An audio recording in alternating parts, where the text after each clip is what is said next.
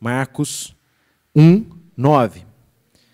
Diz assim o texto, olha, naqueles dias veio Jesus de Nazaré da Galileia e por João foi batizado no Rio Jordão. Logo ao sair da água viu os céus rasgarem-se e o Espírito descendo como pomba sobre ele. Então foi ouvida uma voz dos céus: Tu és o meu filho amado, em ti me comprazo. E logo o Espírito o impeliu para o deserto, onde permaneceu 40 dias, sendo tentado por Satanás. Estava com as feras, mas os anjos o serviam. Amém. A gente está com a disposição de olhar para esses versos aqui de 9 a 13, né, para entendê-los melhor. O evangelista Marcos, ele coloca para nós aqui, no primeiro versículo, um anúncio do que ele vai trazer. Então, ele coloca aqui que esse é o princípio do evangelho de Jesus Cristo, o Filho de Deus. Então, é como se ele dissesse assim, olha, o começo do evangelho de Jesus Cristo é assim.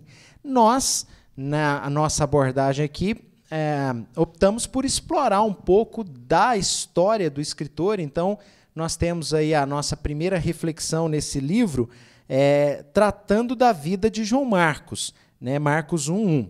Depois, João segue a sua narrativa, porque a gente toma aqui esse princípio do Evangelho de Jesus Cristo como um anúncio do que ele vai falar. Esse é o início do Evangelho, é assim que começou, mas também envolve ali algo mais, né? A palavra arre, ou arquê, de arqueologia, que busca lá os princípios, é usada aqui no grego, né?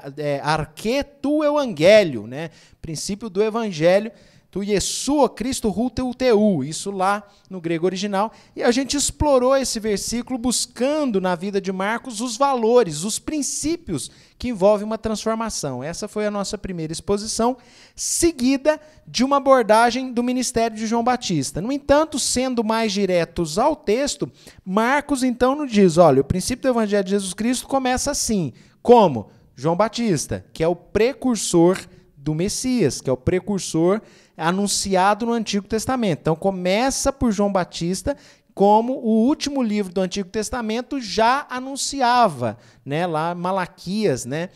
Capítulo de número 3, já fala do precursor do sol da justiça.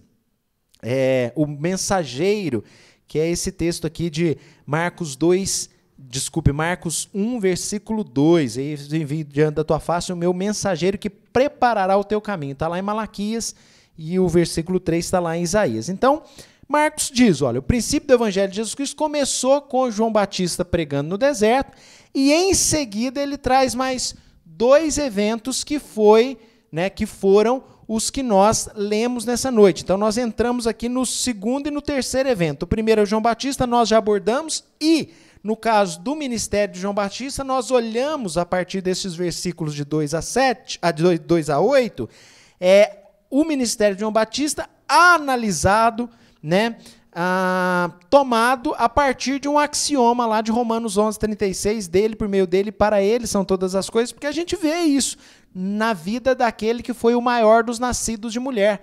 A gente viu aqui elementos da narrativa de Marcos que nos aponta por uma provisão de Deus em relação ao seu mensageiro, dele é o mensageiro, dele é a mensagem, dele é o caminho, dele é o Senhor. Vimos também que por meio dele o mensageiro aparece, o mensageiro vive, né, na providência dele, por meio dele, e o mensageiro aponta para ele dizendo, após mim, verso 7, vem aquele que é mais poderoso do que eu não sou digno de desatar as sandálias, eu batizo com água, mas ele batiza com o Espírito Santo. Então, dele, por meio dele, para ele, e agora a gente entra nestes 2 eventos que estão inclusos nessa fala de Marcos. Olha, o Evangelho de Jesus Cristo, a boa notícia de Jesus Cristo, o Filho de Deus, começa assim, João Batista.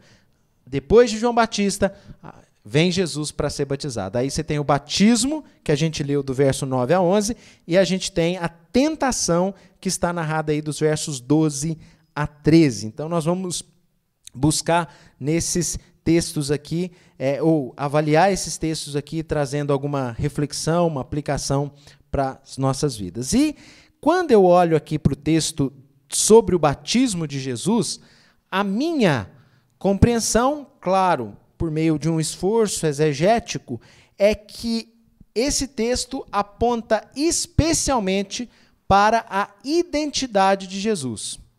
Aqui nós vemos a identidade de Jesus apresentada para nós. Quando nós olhamos para a perícope seguinte, ou ainda nessa mesma perícope, ou no parágrafo seguinte, no texto grego, nós temos não a identidade, mas aqui a legitimidade, que é a tentação de Jesus. Então vamos entender essas duas narrativas que, pelo evangelista Marcos, são trazidas para nós com muita objetividade, ao contrário dos dois outros evangelistas, Mateus e Lucas, e o próprio João também, apóstolo João, no seu evangelho, que trazem mais elementos dessa narrativa aqui, dessa história relacionada ao batismo, relacionada à tentação de Jesus. Inclusive, nós lemos aqui no culto de hoje os dois textos de Mateus, que são bem mais amplos do que o texto de Marcos. Voltando aqui para o texto de Marcos, como eu disse, eu abordo essas duas pequenas narrativas, 3 versículos para o batismo, 2 versículos para a tentação. Eu abordo a partir da compreensão de uma identidade e de uma legitimidade. E passo a explicar por quê. Por que identidade? Bom, quem Jesus era? Identidade. Aqui, nessa narrativa do batismo, vem mostrar exatamente isso. Não somente eu, mas outros estudiosos, em outras palavras e outra maneira de abordar, percebem aqui um apontamento, uma indicação de quem é Jesus. O texto começa dizendo que naqueles dias veio Jesus de Nazaré, da Galileia. É o local de criação, Jesus viveu ali com a sua família, E ele vem para ser batizado por João, veja, e por João foi batizado no Rio Jordão. Agora, o que chama a atenção nossa aqui, que nos ajuda aqui a trabalhar a identidade de Jesus a partir desse texto, é que o que estava implicado, ou o que envolvia o batismo de João. Aí no Evangelho de Marcos, no versículo 4, que nós já trabalhamos, nos diz qual que era a pregação de João, nos diz em que consistia o batismo de João. Lá no verso 4, apareceu João Batista no deserto, fazendo o quê? Pregando. O que está aí no texto? Marcos 1,4. Apareceu João Batista no deserto. Pregando o batismo de arrependimento para quê? Para a remissão de pecados. O que Jesus foi fazer lá, irmãos? Por que Jesus entrou no rio para ser batizado por João Batista? O que é o batismo de João Batista? Arrependimento para a remissão de pecados. Jesus tinha que arrepender do quê? Nós começamos a perceber a identidade de Jesus a partir de reflexões simples, baseadas na simplicidade da narrativa de Marcos. Jesus vem da Galileia, seu lugar de origem, o carpinteiro. Aqui nós estamos no início do ministério de Jesus. Jesus sai da sua terra natal, das suas origens, e vem até o Jordão para ser batizado por João Batista. E o batismo de João é um batismo de arrependimento para a remissão de pecados. E eu pergunto para vocês, o que Jesus fez de errado para que ele tenha que se arrepender e receber um batismo que simbolize a remissão dos pecados, que simbolize a limpeza, a redenção? Remissão, redenção são palavras ou são termos teologicamente próximos. Não, o que Jesus precisa ser redimido do quê? Que remissão é essa? Então, Jesus não estava ali por causa da essência do batismo de João, mas Jesus estava ali por causa da figura de João Batista, legitimando o ministério e a autoridade de João Batista. Quando Jesus se dispõe a ir ao Jordão para ser batizado, não é que ele precisava ter remissão dos seus pecados, ele estava de fato reconhecendo e apontando, na verdade reconhecendo não, mostrando para nós, dando conhecimento a nós de que o ministério de João Batista era um profeta enviado por Deus. Mas não é somente isso. Quando Jesus assume essa posição de ser batizado, o próprio João Batista estranha. Nós lemos aqui já nesse culto. O que João Batista fala quando vê ele se aproximando? É o contrário. Está errado. Se o batismo é para a remissão de pecados, é o Senhor que tem que me batizar. O próprio João Batista falou aqui, olha, eu vos tenho batizado com água, verso 8, mas ele batizará com o Espírito Santo. No texto que nós lemos de Mateus 3, João Batista diz, olha, eu que tenho que a ti, porque vens a mim. Eles eram conhecidos, afinal de contas, João Batista é filho de Isabel, e quando que eles se conheceram? Quando que eles se conheceram? Antes de nascer.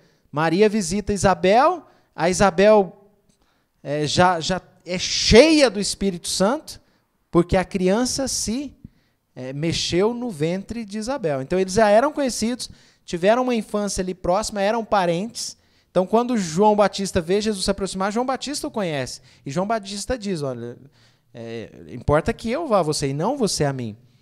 Mas é evidente que para nós está sendo mostrado aqui, ou através dessa narrativa, nós podemos nos apropriar de verdades muito importantes. Quais delas? Primeiro, a legitimidade que está sendo dada ao ministério de João Batista por Jesus, mas também Jesus assume o lugar de pecador. Na verdade, o Filho de Deus não veio para isso? Para assumir a posição de pecado? Na verdade, o texto bíblico e outros textos bíblicos não nos dizem que ele se fez pecado por nós? Que o castigo que nos traz a paz recaiu sobre ele? O reverendo Vinícius, na sua exposição de manhã, nos levou ao exercício mental que nos fez considerar todos os pecados sobre Jesus. Ele começou com os pecados do nosso dia, os pecados do nosso irmão, os pecados da igreja, os pecados de toda a igreja de Cristo, os pecados, na verdade, da igreja presbiteriana do Brasil, de toda a igreja de Cristo, os pecados do povo de Israel, enfim. Ele se fez pecado por nós. Então, quando Jesus vai ser batizado por João, ele assume a sua condição, ele assume o lugar do pecador, ele está tomando o lugar do homem, ele está trocando de lugar conosco. Então, essas são pelo menos as duas primeiras considerações que eu acho importante a gente pensar. Que Jesus aqui legitima o ministério de João Batista e assume a condição de pecado por nós. Mas, além disso, além de dizer que ele foi batizado no Rio Jordão, verso 9, diz também que quando ele saiu da água, ou naquele contexto em que ele foi batizado, 3 fatos, 3 eventos sobrenaturais acontecem. 3 eventos sobrenaturais acontecem. Quais são esses eventos? O primeiro, os céus rasgou-se. Né? Os céus rasgarem-se foi o primeiro evento. O céu se abriu. O segundo evento diz que o Espírito Santo, descendo como pomba, veio sobre ele. Esse é o segundo evento. E o terceiro, ouviu-se uma voz dos céus. O que significa isso? Vamos pensar um pouquinho. Primeiro, o céu se abriu. O que significa os céus se abrindo? Os céus, né, são tomados, né, os céus, porque são vários céus. Paulo, quando fala das suas visões lá em Coríntios, na epístola aos Coríntios, ele fala que foi ao terceiro céu. Então, os céus é tomado como habitação de Deus. E quando o céu se rasga, quando o céu se abre, nós temos ali então uma conexão de Deus com a terra. E de fato, a encarnação do Verbo não é a mais profunda conexão de Deus com a sua criação, quando Deus se faz criatura, assumindo forma de servo, como diz lá em Filipenses, ele se humilhou, se esvaziou a si mesmo, Filipenses 2, assumindo forma de servo, sendo reconhecido em figura humana. Então, os céus, de fato, a presença de Deus encarnado entre nós evidencia, evidentemente, né, sendo redundante, evidencia claramente a ligação dos céus com a terra do Deus Criador e do Deus Redentor que veio nos visitar. O céu se abre. E é evidente que esse rasgar-se faz a gente lembrar também do texto de Hebreus, que diz que pela sua carne Cristo abriu, né, a carne de Cristo rasgada abriu um novo e vivo caminho. Então, um acesso é estabelecido a partir da vida e obra do Senhor Jesus. Então, realmente, esses céus rasgarem-se aponta-nos para uma redenção anunciada em todas as Escrituras e que toma, de fato, de maneira mais concreta, a sua expressão com o ministério do Redentor do Senhor Jesus. Mas além dos céus rasgarem e estabelecer ou nos mostrar essas realidades, vem também o Espírito Santo, desde aqui o Espírito descendo como pomba sobre ele. O interessante é que não há na Bíblia nenhum outro texto que aponte o Espírito Santo como uma pomba. Alguém pode dizer, não, mas a paz, né? A pomba é o símbolo da paz. Não na Escritura. Isso é na cultura popular que a pomba é paz. Mas quando a gente olha para a Escritura, não há nenhum texto bíblico que possa ser relacionado com essa informação que Marcos traz para nós sobre esse fato que aconteceu lá na Judéia quando o Senhor Jesus foi batizado, que é o Espírito Santo se apresentar corporalmente na forma de uma pomba. O reverendo Augusto Nicodemos, quando analisa esse texto e comenta esse texto, a analogia mais próxima que ele propõe é daquela narrativa de Gênesis 1:2, que fala que o Espírito de Deus pairava sobre a face das águas lá na criação. E o termo no hebraico ali, pairava sobre a face das águas, é um termo próximo ou o mesmo termo de chocar, como uma ave que está chocando a sua cria. E o Espírito Santo, como uma ave, está ali na criação, meio que chocando a criação para que ela possa vir à existência. Então, essa é a única analogia proposta, né, entre os estudiosos, ou pelo menos a mais substancial, ou a única que eu realmente encontrei ao pesquisar esse texto. Então, o Espírito Santo paira sobre Jesus, e além dessa presença do Espírito Santo que nos mostra a trindade, o relacionamento trinitário do Deus que é triuno, nós temos em seguida a voz do céu. No verso de número 11, ouviu-se a voz dos céus, que diz, verso 11, Tu és o meu filho amado, em ti me comprazo. E aqui eu acho que é o centro desses 3 versículos, que é essa voz que vem dos céus e declara claramente a identidade daquele que foi batizado por João Batista lá no Jordão. Por isso que eu repito, na minha perspectiva, olhar para esses versos de 9 a 11 é olhar para uma revelação bíblica, escriturística, do Espírito Santo sobre a identidade de Jesus Cristo de Nazaré. O Jesus Cristo que é apresentado aqui como Jesus de Nazaré. O verso 9 começa o apresentando como Jesus de Nazaré. E esse Jesus de Nazaré também é apresentado por Marcos como o centro da sua boa notícia. Veja, princípio do Evangelho de Jesus Cristo, Filho de Deus. A boa notícia de Jesus Cristo, que é o Filho de Deus. E Marcos está muito coerente na sua apresentação. Por quê? Porque ele vem identificar claramente na sua narrativa quem é Jesus, a partir dos fatos que ele apresenta. Esse Jesus, Filho de Deus, é o Jesus, filho de Maria, é o Jesus, filho de José, é o Jesus carpinteiro, que vem até João para receber um batismo de remissão de pecados. Ele não tem pecado, então, na verdade, ele está assumindo a condição de pecado, porque ele se fez pecado por nós.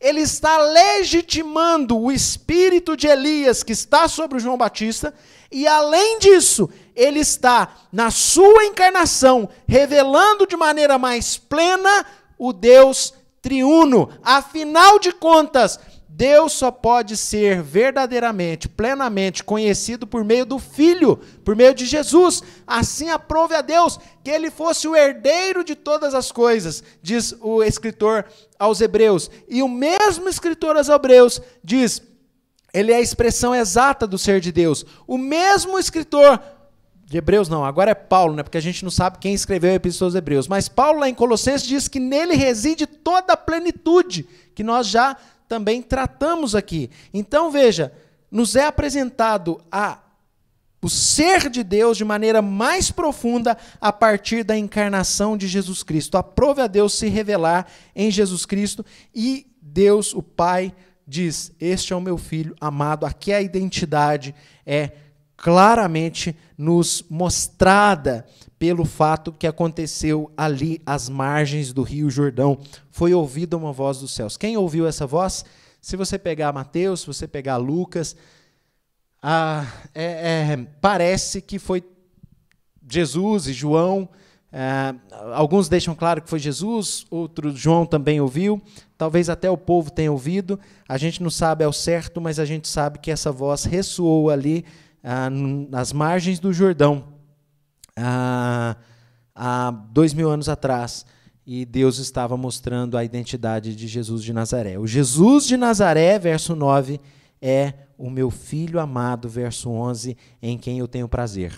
Aqui essa expressão Filho amado, em quem eu tenho prazer, ela aparece na Bíblia, na verdade, a junção de dois textos messiânicos, dois textos que apontavam para a vinda de Jesus. E isso revela mais uma coerência da Escritura, deste escritor que é João Marcos, que escreve, evidentemente, inspirado, impelido pelo Espírito Santo. Homens santos falaram da parte de Deus movidos pelo Espírito Santo, está lá em 2 Pedro 1,20. Nenhuma profecia da Escritura veio de particular elucidação. Então, Marcos, movido pelo Espírito Santo, nos traz essa informação, né? Na verdade, ele junta aqui dois textos messiânicos. Um do Salmo 2,7, que é um salmo messiânico, que diz ali, tu és meu filho, eu hoje te gerei, apontando para o rei que é enviado por Deus. Eu abordo este salmo a partir de 4 pontos, né? O rei dos reis, o rei do rei, os reis do rei e o rei do rei. Enfim, isso aí é para outro episódio. Mas aqui nós temos, então, uma citação do Salmo 2,7, tu és meu filho, eu hoje te gerei, combinado com Isaías 42,1, que também é um texto messiânico, que fala do Messias como alguém em quem Deus tem prazer, o profeta, aquele enviado de Deus em quem Deus tem prazer. Então, meus irmãos, fica evidente nessa pequena abordagem aqui dos versos 9 a 11, a identidade do Salvador, e nós somos chamados nessa noite, não sem motivo, mas porque nós temos um Deus que nos ama e que nos trouxe aqui para ouvir de fato que em Jesus Cristo você encontra o Filho de Deus revelado, Deus encarnado, o Deus que se revela de maneira triuna, ele é o Pai, o Filho e o Espírito Santo. O Filho é eternamente gerado do Pai, o Espírito eternamente procedente do Pai e do Filho. Não naquele molde da esquina, do ponto de vista de que Deus é um só e se manifesta em 3 pessoas diferentes. É um pouco mais profundo que isso. Jesus não é apenas ou simplesmente ou exclusivamente uma manifestação do Pai. Ele subsiste no Pai, é diferente, porque senão Jesus é apenas um jeito do Pai se manifestar. Não, ele é uma pessoa, não é um jeito do Pai se manifestar. O Pai se manifesta em Cristo, mas Cristo é uma pessoa. Senão, se Cristo é uma manifestação do Pai, então ele é o Pai. Não, ele não é mera manifestação, a Bíblia diz que ele subsiste, coexiste, gerado do Pai, porque o Pai existe, ele também existe. Ele não é criado, ele é gerado. Quando que ele começou a existir? Na verdade, ele é eternamente gerado, ele sempre foi gerado da pessoa do Pai, e o Espírito Santo procede do Pai e do Filho. Aqui nós temos também essa possibilidade de refletir sobre a beleza da doutrina da Trindade. Uma vez tratada a identidade de Jesus, a gente passa aqui para a segunda parte, que é os versos 12 a 13, que nos fala da tentação de Jesus. Nos dois evangelhos que eu falei, Mateus e Lucas, nós temos uma descrição mais detalhada. Nós lemos nesse culto de Mateus, capítulo de número 4, versos de 1 a 11, que ali tem toda a conversa envolvida. Marcos não. Marcos apenas nos diz que aconteceu. Mateus e Lucas nos dão detalhes sobre o que aconteceu no deserto. Eu volto a chamar os irmãos para considerarem a narrativa do Evangelho. Princípio do Evangelho de Jesus Cristo, Filho de Deus. O Evangelho começa assim. Aparece João Batista, a gente já falou sobre o ministério de João Batista. Jesus é batizado, a gente acabou de tratar sobre isso, e Jesus é levado para o deserto, Jesus é tentado. Faz muito sentido.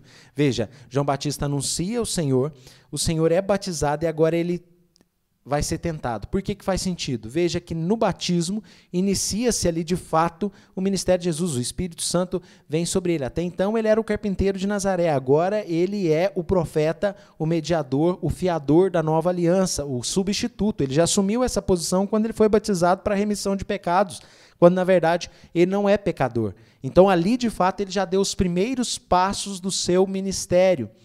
E agora é evidente que estabelece a pergunta, mas ele está realmente capacitado para esse ministério, como substituto, como fiador dessa nova aliança? E aí nós temos a tentação de Jesus, onde nos é apresentado não mais simplesmente identidade. Claro, identidade também, mas agora a legitimidade da sua condição, como eu falei, de fiador, de substituto, de redentor, de salvador, né? Por quê? Porque aqui ele se apresenta definitivamente como o segundo Adão.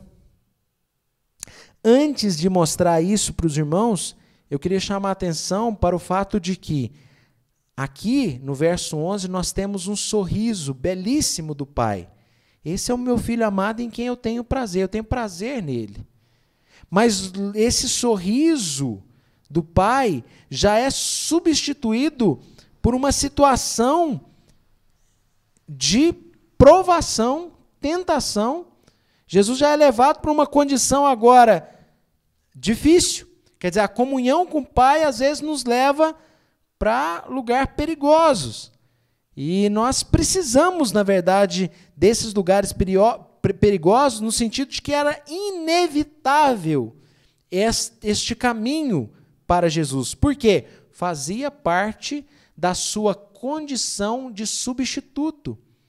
E agora eu volto para apresentar isso. Do que eu estou falando como substituto? O primeiro Adão no Éden não venceu a tentação de Satanás. Agora, ele se apresenta como filho de Deus prometido.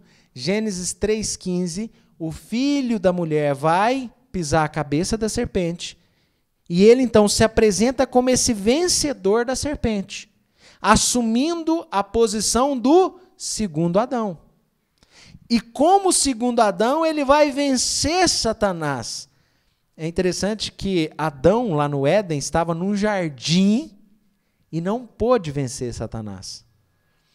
Eu digo isso por quê? Porque Satanás vira para Jesus e diz: transforma essas pedras em pães, porque ele está no deserto, num lugar difícil. 40 dias, permaneceu, verso 13, 40 dias sendo tentado por Satanás. Como é que Satanás ia virar para Adão e falar, né? Transforma as pedras em pão. Para quê? Está cheio de fruta aqui, está cheio de... só na tranquilidade. Mas não, Jesus tinha fome, Jesus tinha necessidade, ele estava num lugar ermo e difícil, numa situação delicada. Mas Adão não venceu Satanás no Éden, mas Jesus venceu Satanás no deserto, o que seria muito mais pesado, vamos dizer assim, um desafio muito maior. Mas ele é o segundo Adão, ele assume a posição do segundo Adão, o primeiro caiu, falhou, Jesus não. Ele vem e começa aqui a vitória sobre Satanás.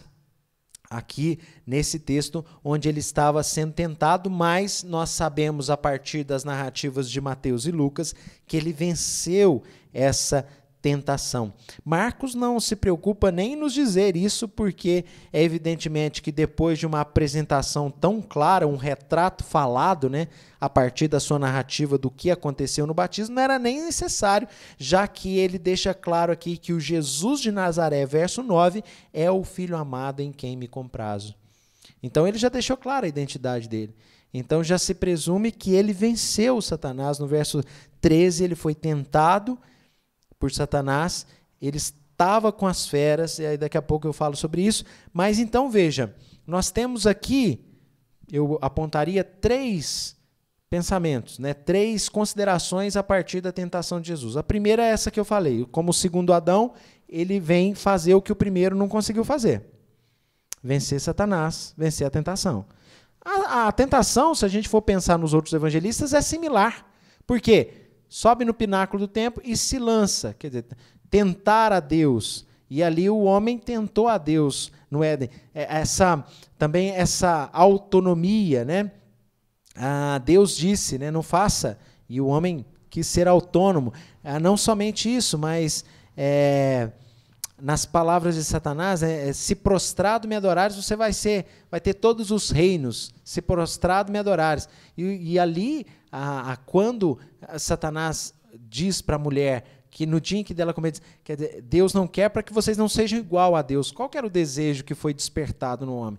Então ali Satanás oferece a mesma coisa, mas Jesus vence a tentação como o segundo Adão, impondo a derrota sobre Satanás. Então esse é o primeiro ponto, a sua condição de substituto na nova aliança, porque Adão caiu lá.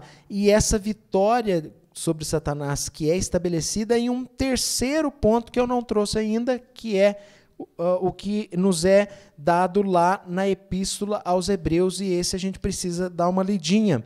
Hebreus capítulo 2, Hebreus lá no final da Bíblia, Tito, Filemão, Hebreus, Tiago, antes de Tiago, depois de Tito. Esse a gente precisa dar uma olhadinha aqui porque é muito especial. Hebreus, capítulo 2, verso 17. Veja o que diz o texto. Olha, por isso mesmo, convinha que em todas as coisas se tornasse semelhante aos irmãos, para ser misericordioso e fiel sumo sacerdote nas coisas referentes a Deus e para fazer propiciação pelos pecados do povo. O nosso Deus, que é Criador e Redentor, estabeleceu que ele tinha que conhecer, ser semelhante aos irmãos, no sentido que ele assumiu a figura humana e se fez homem, para ser misericordioso e fiel sumo sacerdote nas coisas referentes a Deus e para fazer propiciação pelos pecados do povo, que ele se tornasse semelhante para que pudesse representar-nos como sacerdote diante de Deus, como um sacerdote que nos representa diante de Deus sendo homem. Por quê? Porque nós não tínhamos condição de nos apresentarmos porque Adão falhou. Então, um segundo Adão alcança a prerrogativa e a condição de se apresentar diante de Deus como sacerdote para representar a humanidade. E verso 18, pois naquilo que ele mesmo sofreu, tendo sido tentado, é poderoso para socorrer os que são tentados. Então você tem um Senhor e Salvador que conhece a tentação e pode te socorrer na tentação. E quando a gente é tentado, a gente não tem um sumo sacerdote que não conhece a nossa luta contra o pecado. Ele conhece, e ele conheceu para ser misericordioso, para nos representar misericordiosamente, tendo sido tentado do mesmo modo que nós, e ele é poderoso para socorrer os que são tentados, que ele nos ajude a vencer a tentação, porque ele conhece o que é a tentação. Mas além disso, aqui no capítulo 4 de Hebreus, você já está com o livro de Hebreus aberto, nós lemos mais um conteúdo muito importante revelado pelo Espírito Santo ao escritor de Hebreus, lá no versículo 15 e 16, veja, 4,15, Hebreus 4,15, porque não temos sumo sacerdote que não possa compadecer-se das nossas fraquezas. Antes foi ele tentado em todas as coisas, a nossa semelhança, mas sem pecado. Acheguemo-nos, portanto, confiadamente junto ao trono da graça, a fim de recebermos misericórdia e acharmos graça para socorro em ocasião oportuna. Então, veja que interessante, nós não temos um sumo sacerdote que não possa se compadecer de nós, porque ele foi tentado em todas as coisas, assim como nós. Em todas as coisas. Veja, o que Marcos fala? 40 dias sendo tentado. Não foram só aquelas 3 questões. Aquilo ali foi o finish screen, quer dizer, aquilo ali foi o final. Aquilo ali foi o ultimato. Ele foi tentado durante 40 dias e o diabo deu a última cartada e ali naquelas 3 perguntas ele foi vencido pelo Salvador, pelo nosso Senhor. E ele foi tentado em todas as coisas, mas sem pecado, por quê? Porque ele venceu. E aí no verso 16, acheguemo-nos, portanto. Então isso deve nos encorajar a nos aproximarmos do trono da graça, porque eu acho que isso é uma singularidade da fé cristã, termos um Deus que é também humano. Isso é singular, que é sofredor, que conhece as nossas dores. Nós temos aqui no texto de Marcos uma última informação interessante, que é o fato de que ele estava ali e ele estava com as feras, né? O deserto, né? Aqui a região do Jordão já é uma região erma, mas quando diz que ele foi levado ao deserto, aí é um lugar ainda mais selvagem, né? E ali ele estava com as feras, mais, né? Aqui tem uma preposição mais os anjos, como se fosse um porém, né? Só que a conjunção, aqui é uma conjunção, na verdade, lá no grego, e deveria ser traduzido, e os anjos o serviam. Ele estava ali com os chacais, com as hienas, com as serpentes do deserto, e os anjos estavam ao mesmo tempo servindo. Ele era Daniel ali na cova dos leões, né? E tendo os anjos servindo a ele, né? Estava com as feras, mas os anjos também o serviam. Agora, eu caminho para uma aplicação disso tudo que a gente viu, basicamente questões que a gente já sabe, mas que nos são ou são fonte de revigoração espiritual, verdades que a gente precisa considerar. Temos aqui a identidade do Filho amado de Deus, em quem Deus tem prazer, e que é o Jesus de Nazaré, que é a segunda pessoa da Trindade. A identidade está clara aqui nos versos 9 a 11, e essa identidade implica, evidentemente, na sua condição de substituto, de mediador da aliança, da nossa relação com Deus, de fiador, aquele que pagou, que garante a nossa dívida paga, o substituto que, como segundo Adão venceu Satanás, o substituto que mostrou isso quando vai ser batizado por João. E essas verdades são especiais, porque é a mensagem do Evangelho, que Deus tem uma salvação, Deus tem uma saída para o pecador, Deus tem um plano para nós, já anunciado em Gênesis 3,15, e aqui é manifesto pelo evangelista Marcos, de maneira mais clara, profunda, viva, para te fazer saber que Deus te ama e deu o seu Filho, e assim é revelado o seu amor, porque Deus amou de tal maneira que deu o seu Filho, e todo aquele que nele crê não deve perecer. Há uma mensagem de esperança em Jesus, crê nele, e aqui está apontado para nós a identidade dele, a legitimidade da sua condição de substituto, de segundo Adão, que é a nossa esperança. E eu não tenho como não me voltar para um pequeno excerto de Calvino, que fala sobre Jesus, meditando sobre Jesus como o homem-Deus, como Deus-homem, e ele diz que Jesus, em sua infinita bondade, quis fazer uma troca conosco. Ele recebeu nossa pobreza e nos transferiu suas riquezas. Ele levou sobre si a nossa fraqueza e nos fortaleceu com seu poder. Ele assumiu a nossa mortalidade e fez nossa a sua imortalidade. Ele desceu à terra e abriu o caminho para o céu. Ele se fez filho do homem e nos fez filhos de Deus. Amém.